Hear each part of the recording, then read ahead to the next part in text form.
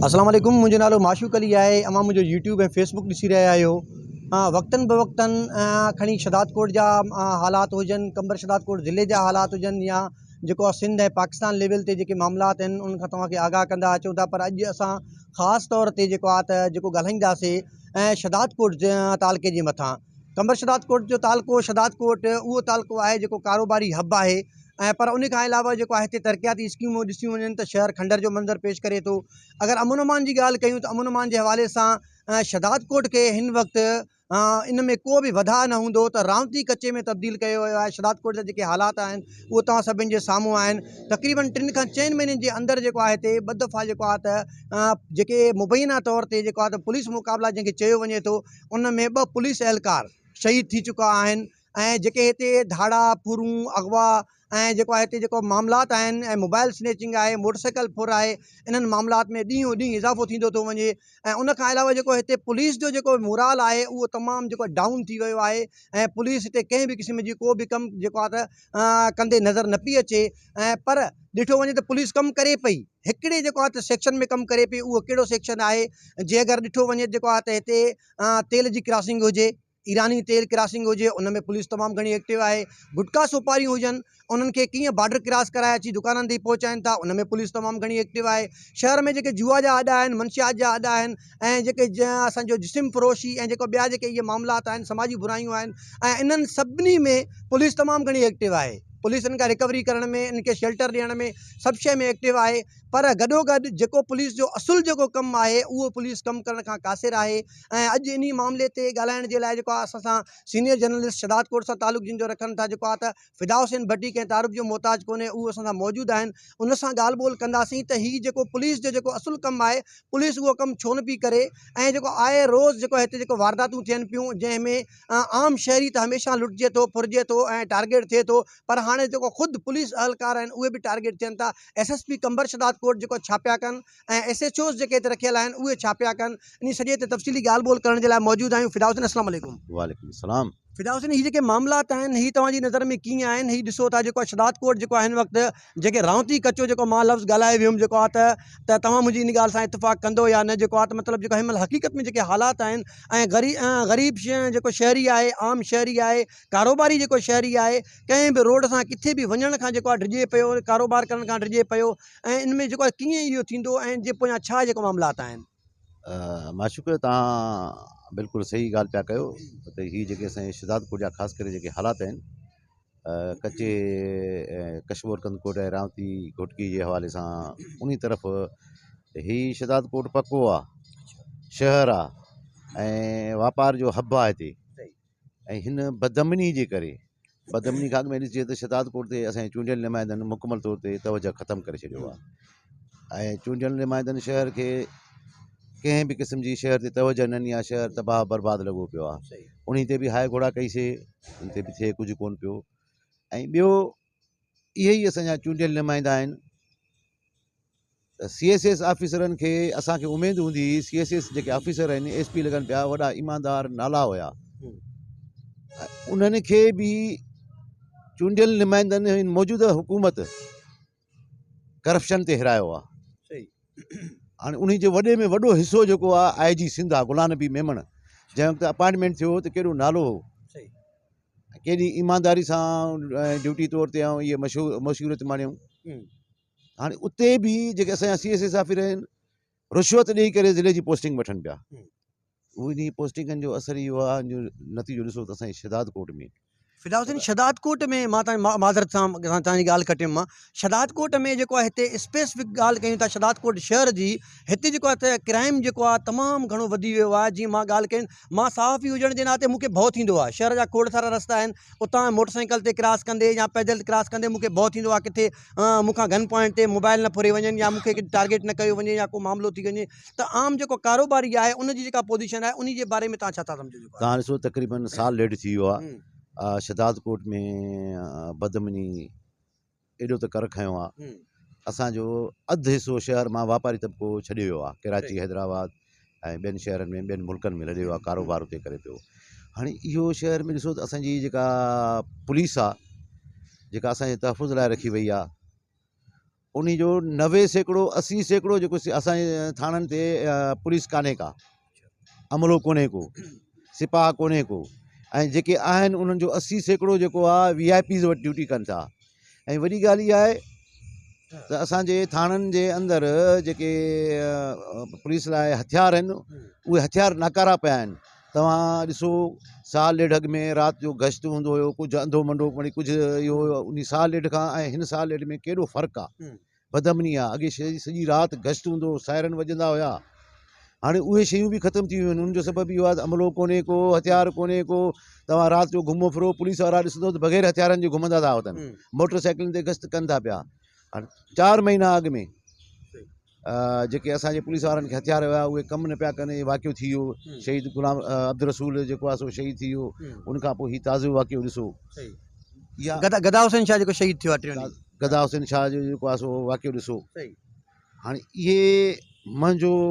जेका ऑब्ज़र्वेशन में आंदो आहे त इहे इंफॉर्मेशन ते विया आहिनि, इंफॉर्मेशन ते विया आहिनि। इहा गैर ज़िम्मेवारी सां हिननि खे मोकिलियो वियो आहे। न हिकिड़ी ॿी शइ आहे न त उहो जेको तव्हांजी ॻाल्हि आहे, इन में जेको आहे त खोड़ सारी जेका माना सदाकत बि आहे, सही बि आहे। पर हीउ जेको मामिलो हुयो टियों जेको वाक़ियो पेश आयो आहे सैयद गदा हुसैन शाह वारो, इहो बि SHO जी गाॾी जेको आहे त जेको ड्राइवर आहे जो प्राइवेट उहो ऐं गदा हुसैन शाह खे जेको आहे त असांजी ॼाण मूजिबि इंफॉर्मेशन जे बुनियाद ते उनखे उन ॾोहारी जेको हुयो जंहिं वारदात जेको आहे इहा कई आहे उनखे खणी अचण जे लाइ मोकिलियो वियो। जे अगरि ॾिठो वञे त SHO वटि या DSP वटि जेका इंफॉर्मेशन आहे त बजाए तव्हां हिकिड़ो पुलिस कांस्टेबल मोकिलियो था, तव्हां नफ़री मोकिले करे उनखे खणायो आहे, इहा केॾी गैर ज़िम्मेवारी वारी ॻाल्हि आहे। इहो ॾिसो न, इन मां ज़ाहिर थिए थो जेका विटनेस या इन मां छा थो साबित थिए। जे अगरि ॾोहारी आहे त तव्हां उनखे कंहिं तरीक़े सां जेको आहे त माना गिरफ़्त में हाणे खणी अचो। पर हिकिड़ी ॿी शइ बि आहे, मां इहा 5 सवाल कंप्लीट कंदुमि पोइ तव्हां ॻाल्हाइजो। शदात कोट में हिते जेके पुलिस लोकल पुलिस आहे, लोकल पुलिस शदात कोट शहर में खोड़ सारा प्राइवेट जेको आहे हिते जेको आहे घर वरितल आहिनि, जेके माण्हुनि खे जेके मोबाइल स्नैच कंदा आहिनि या जेका मोटरसाइकिलूं जेको चाबी चोर आहिनि या ॿिया जेके ॾोहारी आहिनि उनखे ॿधी खणी वञी उते वाड़े करे लेन देन करे ॾेती लेती करे जेको आहे त खोड़ सारा अहिड़ा मामला बि जेको आहे त मुंहिंजी ॼाण में बि आहिनि। ऐं जेके रहिया आहिनि त जेको आहे त उहे लोक हेठि सतह जा जेके पुलिस कांस्टेबल आहिनि उन्हनि उहे माण्हू गिरफ़्तार करे SHO खे बि ख़बर न पई, उन्हनि माण्हुनि सां ॾेती लेती करे उनखे छॾे ॾिनो। ॾोहारी खां जॾहिं तव्हां पैसा वठंदव, सुभाणे ॾोहारी छा वञी जो हज ऐं उम्रत कोन कंदो न, उहो मोटी वरी शहर में क्राइम कंदो जेको आहे त। ऐं हीउ जेको मामिलो आहे इन में केतिरी गैर ज़िम्मेवारी हुई। माशूक जेका उते विटनेस ॿुधाए थी पई, जेका वाक़े वारे हंध ते वञी करे विटनेस मालूमात वठण सां इहा ख़बर पइजी पई त जॾहिं ही प्राइवेट गनमैन गाॾी मां लहे थो पियो त जवाबदार उनखे ॾिसी करे अॻुवाट ई पिस्टल कढी बीठो आहे। अॻुवाट ई पिस्टल कढी बीठो आहे त हू सम्झी वियो आहे हीअ मूं ॾे था अचनि पिया। त हाणे इहा ईअं ई खणी चइजे त इहे इतला ते विया आहिनि, इंफॉर्मेशन ते विया आहिनि। असुल ॻाल्हि ईअं आहे त हिते असां वटि अॻे जी भेट में जेको क्राइम वधियो आहे, हीउ जेको स्ट्रीट क्राइम आहे, असांजो नौजवान तबिको करे पियो। असांजे नौजवान तबिको उनजो वॾे में वॾो जेको कारण आहे उन्हनि खे पंहिंजो मंशियात ते लाथो वियो आहे। आइस विचोलो तबिको ऐं हेठियो तबिको उहो रॉयल फैमिलियुनि जे नौजवाननि सां मिली करे इहे शइ वापराइनि था पिया। ऐं इहे ग्रुपनि जी टोलनि जी सूरत में ॾींहं राति ईअं न त को राति जो जो तमामु घणो कमु आहे। को बि घिटी महफ़ूज़ न आहे। शहीद गदा हुसैन शाह जे वाक़े खां पोइ हिन 2 रातियुनि में मूंखे इहा फीलिंग थी आहे त 8 खां 9 खां पोइ स्ट्रीट्स घिटियूं जेके सभु ख़ाली आहिनि। माण्हू भउ में खौफ़ में ॿाहिरि निकिरनि बि कोन पिया था। जेकॾहिं इस्पताल डॉक्टर ॾे को मजबूरी में वञनि था त पंहिंजा मोबाइल नथा खणी वञनि। ऐं एतिरे ताईं माना इन नशे जी ऐं इन जी पुराई जी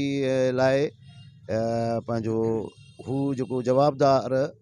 क्राइम इहो करे थो पियो मोबाइल स्नैचिंग वारो, त उन में थोरी जेकॾहिं हू मज़ामत करे थो, लिकाए थो करे थो, त उनखे शूट करण में देरि नथो करे पियो। ऐं इहे सभु पुलिस खे ख़बर आहे। हीउ जेको नौजवान तबिको करे पियो, इहो आइस हीरोइन या ॿियो जेको नशो आहे हिते ओपन आहे, सभु कंहिंखे ख़बर आहे। नौजवान तबिको तुंहिंजो असांजो तबिको बि हाणे महफ़ूज़ न रहंदो। असां जेको माहौल ॾिसूं था पिया, हीउ तमामु ख़राबु माहौल जुड़ंदो पियो वञे।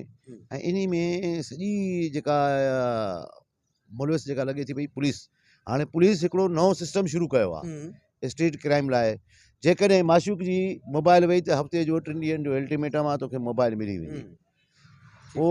स्ट्रीट क्राइम जा मुख़्तलिफ़ टोला आहिनि उन्हनि मां जेकॾहिं उन्हनि खे हिकिड़ो टोलो हिकिड़ो माण्हू हथु अची वियो उन खां 3 लख 4 लख वठी करे माशूक खे मोबाइल बि वठी ॾिनऊं ऐं 2-3 लख पंहिंजे लाइ बि कढियूं पर उन जवाबदार खे सज़ा ॾियण जे बजाए छॾे था ॾियनि ऐं उनजो मन वधी थो वञे पर उहो जेको हर्जी थिए थो पियो जवाबदार उहो पंहिंजो पुराओ करण लाइ साॻी क्राइम करे थो मां इहा ई ॻाल्हि तव्हां सां कयां पियो न भला तव्हांजी ॼाण में आहे कुझु टाइम अॻु में शदात कोट में सासोली पिकेट जे ओरियां हितां जेको आहे तव्हां ॾोहारियुनि जो जेको टोले जी सूरत में अची करे नाको हणी करे जेको आहे त माण्हुनि खां मोटरसाइकिलूं ऐं मोबाइल फ़ोनूं फुर कयूं त असांखे त हैरत थी वठे जेका हितां जी पुलिस आहे बार बार चयो वेंदो आहे नफ़री जेको आहे हिते घटि आहे नफ़री बिल्कुलु नफ़री घटि आहे छो नफ़री ड्यूटी कोन थी करे पर नफ़री उहा जेका नफ़री आहे उहा प्राइवेट माण्हुनि जे गेडनि ते बीठी आहे SSP कंबर शदात कोट खे ख़बर कोन थी पए त जेको आहे त असांजी जेका पुलिस नफ़री आहे जेका आवाम जी जान ऐं माल जे लाइ जेको आहे त उनखे जेको आहे त गश्त करणु खपे पुलिस जेको पिकेटूं हुजणु खपनि बजाए कि पुलिस पिकेटूं वधाए शहर में गश्त वधाए उन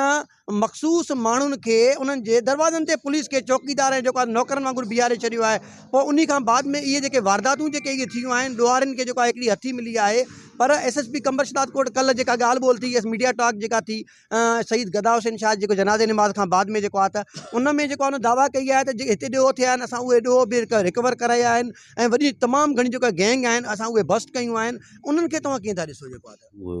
जॾहिं 10 महीननि जी कारकर्दगी पेश करण ईंदो त उन में ज़ाहिर थींदो त उहे जवाबदार किथे आहिनि कोर्टनि में आहिनि जेलनि में आहिनि कोर्टनि जूं हाज़िरियूं था काटनि किथे आहिनि उहा सभु कंहिंखे ख़बर पइजी थी जेकॾहिं 3 जवाबदार पकड़जनि था हिकिड़े खे ॾेखा ख़ातिर हल्को फुल्को केस हणी करे उते पंहिंजी विटनेस घटि पेश करे उन्हनि खे आज़ादी ॾियारे था छॾनि पिया उन्हनि जो मन वधी थो वञे पियो हाणे ताज़ो कुझु ॾींहं अॻु में तव्हां ॾिसो असांजी जेको आहे सोशल मीडिया ते शदात कोट जे शहरियुनि SSP कंबर शदात कोट ते मुकमल इतमिद जो इज़हार करे छॾियो शदात कोट में बदअमनी जो ज़िम्मेवार बि SSP कंबर शदात कोट खे करार ॾेई छॾियो आहे तव्हां हफ़्तो अॻु में सोशल मीडिया खे ॾिठो त मुसलसिल पई पोस्टूं हलियूं शहर जे ज़िम्मेवार माण्हुनि बि हलायूं ऐं हिन सॼे मामलनि जी SSP कंबर शदात कोट खे ख़बर आहे चूंडियल नुमाइंदनि खे बि ॼाण आहे छो ही बिज़नेस थी वियो आहे SSP जॾहिं करोड़ लख 50 ॾेई करे पोस्टिंग कराए थो पियो त वरी जेकॾहिं हेठियां आहिनि उहे बि ॾेती ॾेती पोस्टिंग ते ही पंहिंजो कारोबार कनि था पिया असांजी जानियूं ख़तरे में असांजे जेके पुलिस अमलदार हेठियां आहिनि जेके उन्हनि जी जानियूं ख़तरे में न उन्हनि वटि हथियार आहे ऐं उते जेको आहे सो उन्हनि खे हिरायो वियो आहे त फलाणी इंफॉर्मेशन फलाणे खे वठी करे शार्ट कर साइड ते कर ऐं उन्हनि सां ॻाल्हायूं था पिया उनजे वालदेन सां राब्तो कनि था पिया त असां सां जेकॾहिं ॾेती लेती न कंदो त असां हाफ फ्राई फुल फ्राई इहो जेको आम जेको धमकी वारो लहजो शुरू थी वियो आहे इहो जेको वालदेन ख़ौफ़ में 5 रुपया ॾेई करे पंहिंजे ॿारनि पर पंहिंजे ॿार खे असांजे ॿार खे हिन सोसाइटी में सुठो माहौल कोन्हे को लाइब्रेरियुनि जा हाल ॾिसो शहरी माहौल ॾिसो होटलिंग ॾिसो उते नौजवान तबिको असांजो ख़राबु थींदो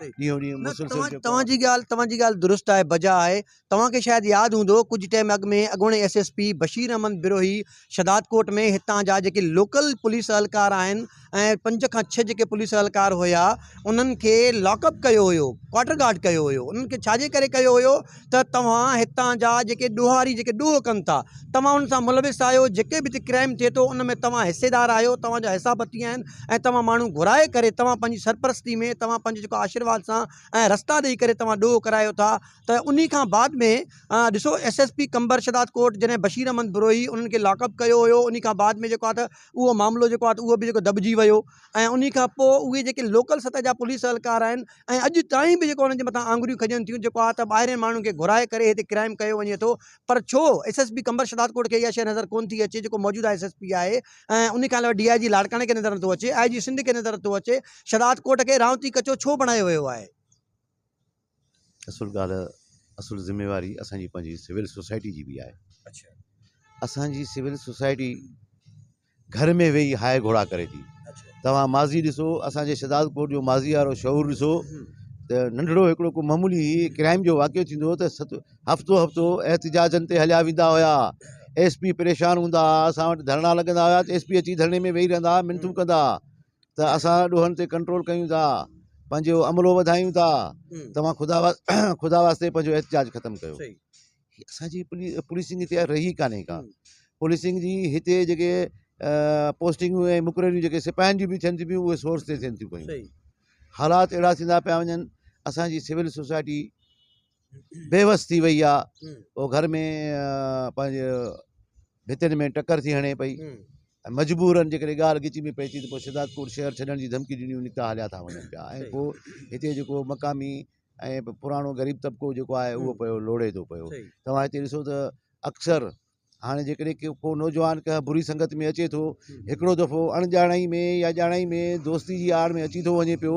जॾहिं उन जा वारस भॼी करे हेॾा होॾा करे भॼी डुकी उनजी जान छॾाइनि था ऐं उन खे कारोबार ते ॾियारे करे लाइन ते आणनि था पिया, हू जॾहिं हली था वञनि त वरी जेकॾहिं को अमलदार नओं अचे थो SHO वग़ैरह DSP वग़ैरह त इन्हनि खे पंहिंजे माण्हुनि खे मोकिले जांच कनि था त अॻे कहिड़ा कहिड़ा माण्हू ॾोह कंदा हुआ। अरे बाबा उहो माण्हू त तव्हां उनखे सही तरीक़े सां सर्च त कयो न, उहो ॾोह छॾे विया आहिनि, हर शइ तौबा ताइब करे छॾियो, उन्हनि जे वालदेन जेको आहे पंहिंजी औलाद ते तवजह ॾेई करे उन्हनि खे धंधा खोले ॾिना आहिनि। पोइ बि इहो जेके पुलिस उन्हनि खे पकिड़े अची करे वालदेन ॾे मैसेज थी करे त बाबा तव्हां असां सां ॻाल्हायो न त असां हाफ फ्राई कंदासीं। ठीकु आहे फिदा हुसैन। इहा जेका सूरत हाल आहे असांजी सिविल सोसाइटी जी लापरवाही जे करे, बदमनी ते आवाज़ न उथारण जे करे असां शहरी अञा ॾींहों ॾींहुं वधीक तकलीफ़ में ईंदासीं। ऐं हुकूमत जेका आहे असांजे ख़ासि करे कंबर शहदादकोट सिंध हुकूमत कंबर शहदादकोट IG सिंध कंबर शहदादकोट ज़िले ते का बि उन्हनि जी तवजह न आहे। उन्हनि इहे असांजे चूंडियल नुमाइंदनि जे हवाले करे छॾिया आहिनि, तव्हांखे हीअ तव्हांजी रियासत आहे, तव्हां जीअं वणे तीअं हलायो। हाणे उन ते असां छा था करे सघूं असां? हा, तव्हांखे मां इहो बि ॿुधायां ही रुगो सिविल सोसाइटी ज़िम्मेवार न आहे। तव्हां ताज़ो सिविल सोसाइटी ॾिसो त असां ते इल्ज़ाम लॻनि था, असां सहाफ़ियुनि ते इल्ज़ाम लॻनि था त असां मनशियात परोशी था कयूं, असां मनशियात जो कारोबार था कयूं पिया, असां फहाशी जा अॾा था हलायूं पिया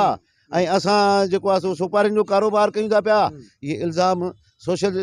मीडिया ते बि अचनि था, असांजी सिविल सोसाइटी तरफ़ां बि उहे अचनि था, पर उहे वाज़े नथा कनि त बाबा असां सहाफ़ियुनि खे तव्हां वाइखो कयो, असांखे ख़बर पए न, तव्हां मुबहम तरीक़ो त न हलायो। पर असां बि बदनामी जो बहस बणिजी विया आहियूं, सहाफ़ी बि असां बदनामी जो बहस बणिजी विया आहियूं ऐं सूरत हाल इहा ॾाढी ख़राब तरफ़ वञे थी पई। ऐं असां शहरी सिविल सोसाइटी ऐं सहाफ़ी ज़िम्मेवार इन मामले ते संजीदगी सां गौर कयूं। इन मामले खे ख़ासि करे ही असांजी जेका बदमनी वारी जेका ही जड़ आहे न, ही असांजी पोइ नसुल ॾे शिफ्ट थी वञे ऐं इन जो सॼो दारोमदार आहे। तव्हां ॾिसो राति जे 10 खां पोइ ॾिसो मुख़्तलिफ़ चौराहनि ते 14, 15, 16, 18 सालनि जा नौजवान आइस जे नशे में टुन लॻा पिया आहिनि। असां